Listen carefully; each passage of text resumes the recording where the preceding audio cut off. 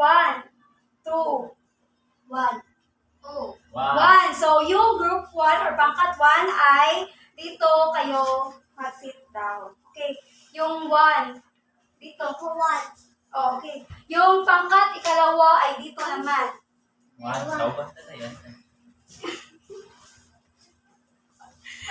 Okay. So, para sa pangkat isa, ito ang inyong sasagutan. Ito ang inyong sasagutan. At para sa pangkat ikalawa, ito naman ang inyong sasagutan.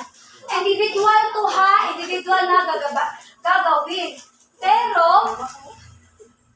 individual ito na gagawin, pero need nyo din magtulungan as a group.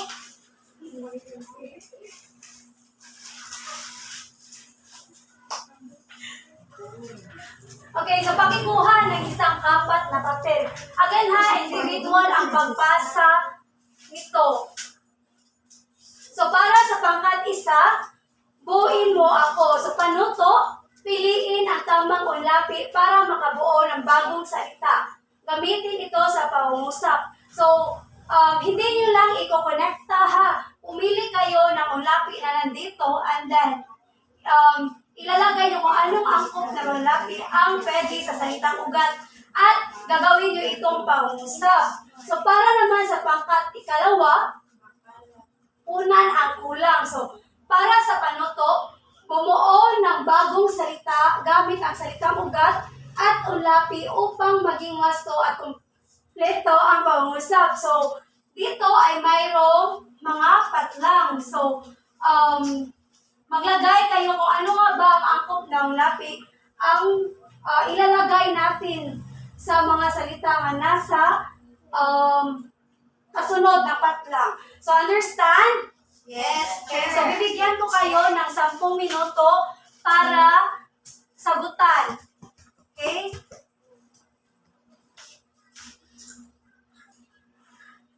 Sige, sagutan niyo. Dana Church. Okay, Dana. So, ngayon pakipasa na inyong mga papel. Hindi na natin yung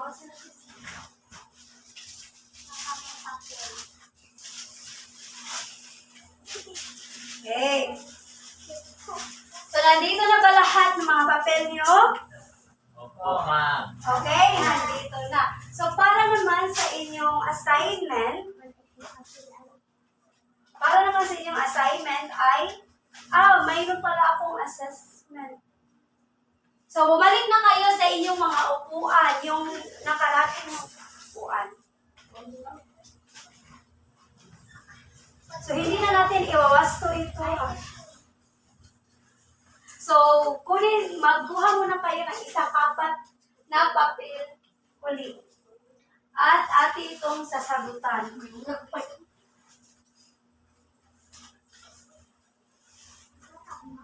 Answer directly na lang ha. Answer directly na. Okay, nanay papel kanan? Sure. Nanay papel kanan? What I'm a teacher.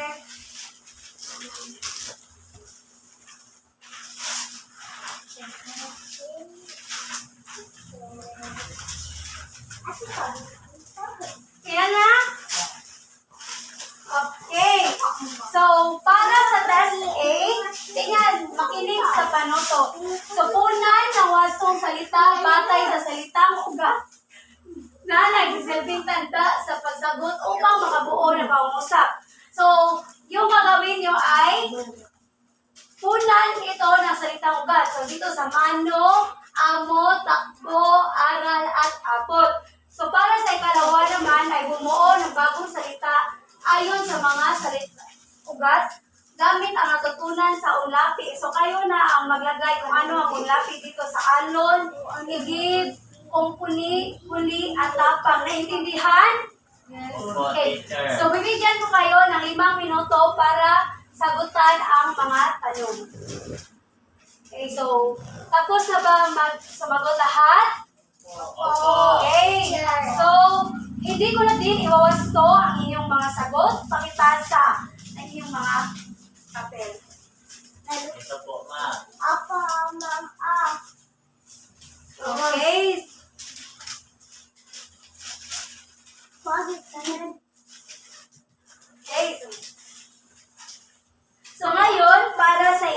assignment, kunin ang inyong takdang aralin na notebook. Takdang aralin. So, makinig ha! Okay, para sa inyong takdang aralin. Bumuo ng isang saklong na tula na may 4 na taludtod gamit ang ulapi at salitang ugat. Okay, naintindihan? So, bumuo kayo ng isang tula na ginamitan ng ulapi. So, kagaya ng ginawa natin doon sa pabula, i-highlight nyo kung nasaan doon si ulapi. Naintindihan? Opo. Okay, so, ngayon ay sana mayroon kayong natutunan sa klase na ito at Opo. mayroon nga ba kayo natutunan? Opo. Ano nga ba si ulapi? Opo. O, ito ay salitang nasa unahan. Si salitang ugat naman, ito ay ang salita ng payak na salita. Naintindihan niyo ba ang ating Opo. naintindihan? Opo. Okay, give me a thumbs up if inyong naintindihan. Okay, so ngayon ay Linons, nag-lead the prayer. Sino sa bali? Ako na pa po. Okay, so tumayo ang lahat para sa ating panalangin. The name of the Father, and of the Son, and of the Holy Spirit. Amen. Glory be to the Father, and to the Son, Son, and to the Holy Spirit. as was the beginning, is now, and ever shall be, world without end. Amen. Father, Son, Holy Spirit. Amen. So paalam mga bata. Paalam, teacher. Okay, bye-bye. See you next time. Yay! Ilang minutes nun? 32.